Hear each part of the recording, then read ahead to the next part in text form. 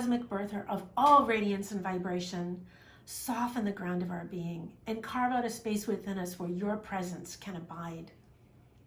Fill us with your creativity so that we may be empowered to bear the fruit of your mission.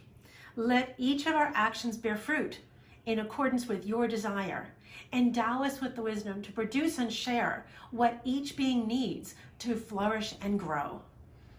Untie the tangled threads of destiny that bind us as we release others from the entanglement of past mistakes. Do not let us be seduced by that which would divert us from our true purpose, but illuminate the opportunities of the present moment. For you are the ground and the fruitful vision, the birth, power, and fulfillment. As all is gathered and made whole once again.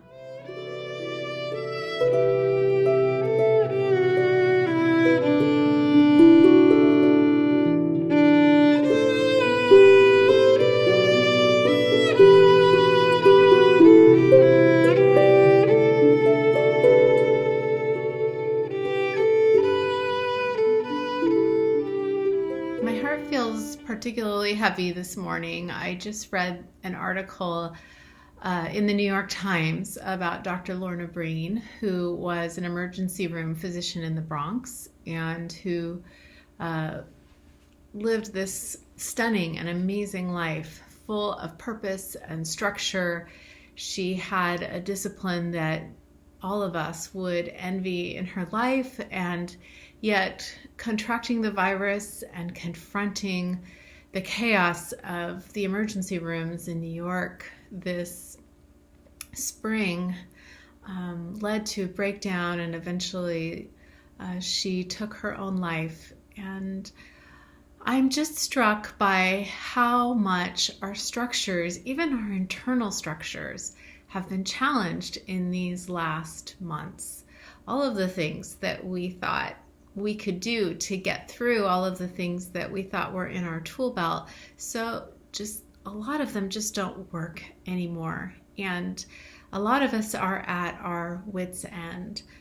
And I want to acknowledge that we are all needing a lot of grace right now. And it's okay to feel a little lost. And to not know exactly how to move forward. But I'm hoping that this summer, as in the next few weeks, as we go through the Lord's Prayer, we find that we can reach down deep into this very ancient prayer to find something to help give us some structure to our lives and to our days and to our souls, and to use something that has been so time-tested over time, something very familiar that hopefully can become fresh and new in this time. As many of you know, I've been gardening, and so I was given a few weeks ago some baby tomato plants, and I've been slowly watching them grow. And though I have never actually grown tomatoes myself, I do know enough to know that tomatoes need tomato cages, and that they need a structure around them to help them grow up straight and strong, and to help the fruit not be lost on the ground. And I think in some ways my hope is for the Lord's Prayer in the coming weeks, that is how it serves for us. It serves as somewhat of a tomato cage for our souls. So that in this season where everything that we thought we knew we don't know, can help, that we can be able to grow straight and strong in new ways, or at least to feel like we have a structure when we're looking for a new structure for our lives. Whenever we come to a topic about prayer, I always get a little intimidated because I don't really consider myself a good prayer.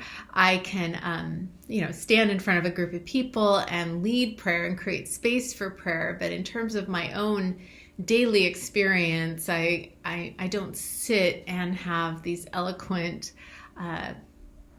conversations with God. Prayer feels a lot more like fits and starts of,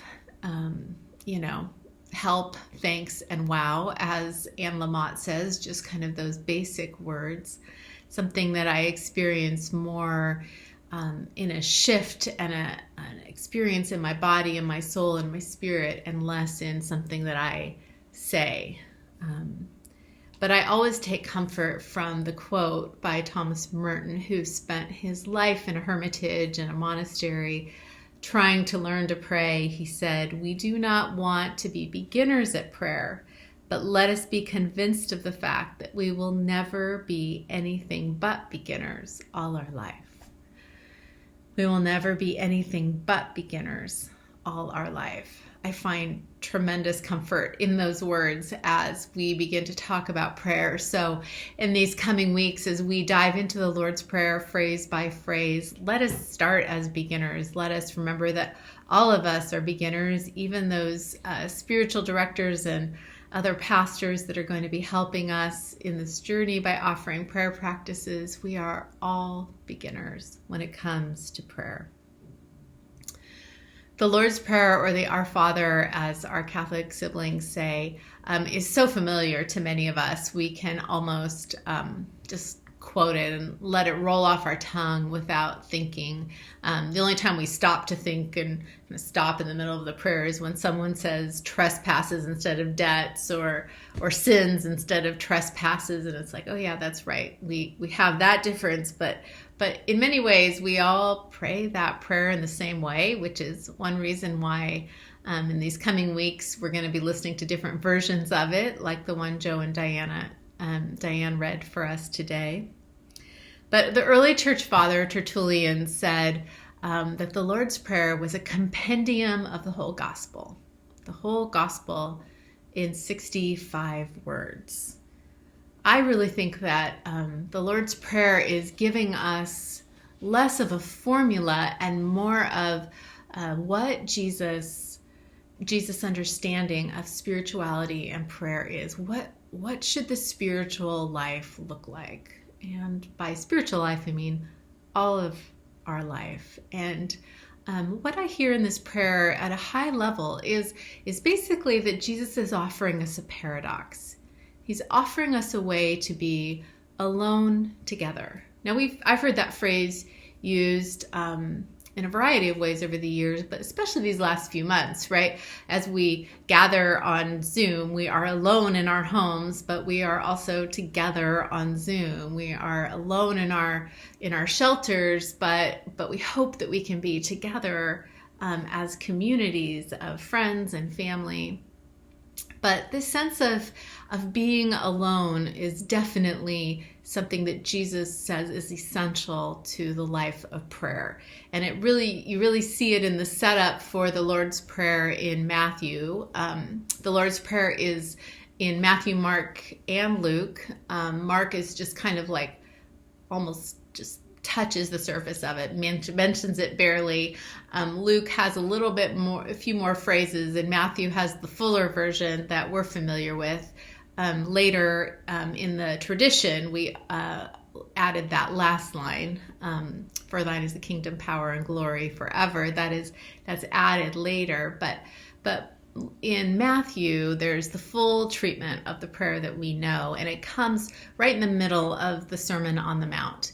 And so Jesus is giving this treatise on these teachings on how we should live our lives. And then he comes to our spirituality, and he says that there is something very internal that is necessary to a healthy and authentic spirituality.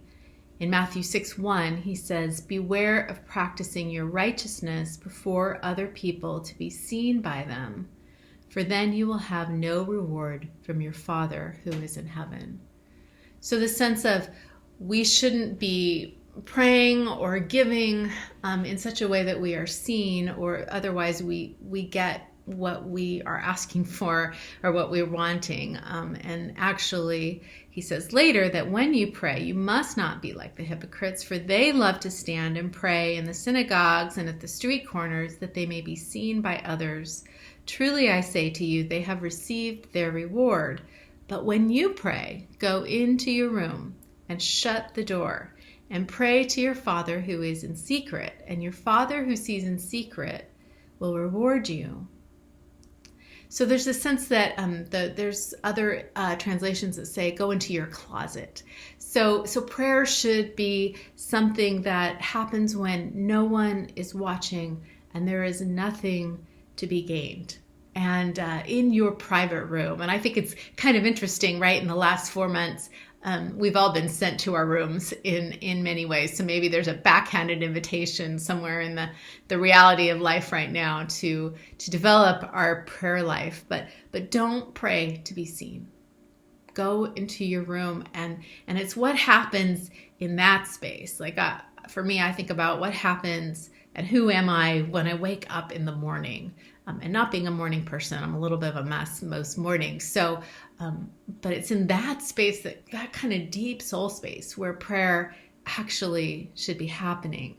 And then he goes on and says, and when you pray, do not heap up empty phrases as the Gentiles do, for they think that they will be heard for their many words. Do not be like them, for your Father knows what you need before you ask him. So don't use a lot of words. God doesn't need a news report. Prayer is about the deepest part of you touching the mystery of grace.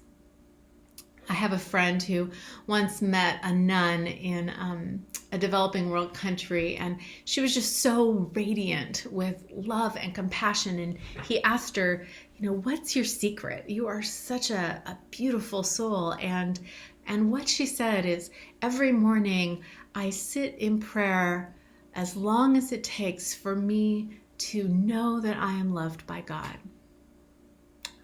I sit in prayer as long as it takes for me to know that I am loved by God. To me, that is one of the most beautiful spiritual practices I've heard, and one of the most beautiful goals for prayer, that it's not about these phrases and what we say, or I so often hear people say, I don't want to pray, I don't know what to say, but there is this sense it's really actually about the deepest part of ourselves touching that deep mystery of grace. So we pray alone. We pray deep within our soul. True prayer comes from that deep and hidden part of us. But we also pray together. And the word that Jesus uses when he says, pray then like this in Matthew is a plural second person. So it's like y'all pray like this. So you all, and then it then goes into our Father, right? So the sense of a shared family that we are praying together. And so prayer is also meant to not only be in our souls, but also to draw us out into the world and draw us together to see the world becoming as it was created to be, in rhythm with God's purposes. Prayer is the way that Jesus invites us to be alone and together. Dallas Willard said that in this prayer and in Jesus' teachings, he's developing a community of prayerful love. So we gather as a community not to be seen and not to gain status, but we gather in the sense of together sharing this deeply personal, beautiful connection to God. And at the same time, we're gathered together moving forward. It's this paradoxical way of being, to be together without pretense and judgment, and to be alone without despair and isolation, knowing a grounding of our souls. And isn't that what we most want and need? Now, I'm not saying this is the reality every day, certainly not, but this is what the tomato cage is helping us grow into, right? And Evelyn Underhill says, a real man or woman of prayer then should be a live wire, a link between God's grace and the world that needs it. So that is what we're after in prayer, is to become live wires in some ways, where we are links between God's grace and the world. And we actually become that We're not just doing it. We're not just performing it. We're becoming it in a certain way. And that's something that God is developing within us as we enter into this structure of prayer and the structure of spirituality that Jesus is setting out for us, this way of being alone together. All of us need that structure in order to keep us present to the biggest questions of life, the most important things like asking, who is God? What is God inviting me to? How do I live faithfully on this day, in this time? How can I be truly free? How do I grow rooted and strong? These are the questions that the Lord's Prayer invites us to, and I am asking you to join me this summer in responding to these questions in our lives and in our daily practices. Will we dare to follow Jesus, to live right side up in a world that is turned upside down? Will we lean into a kinship and a love that will not let us go?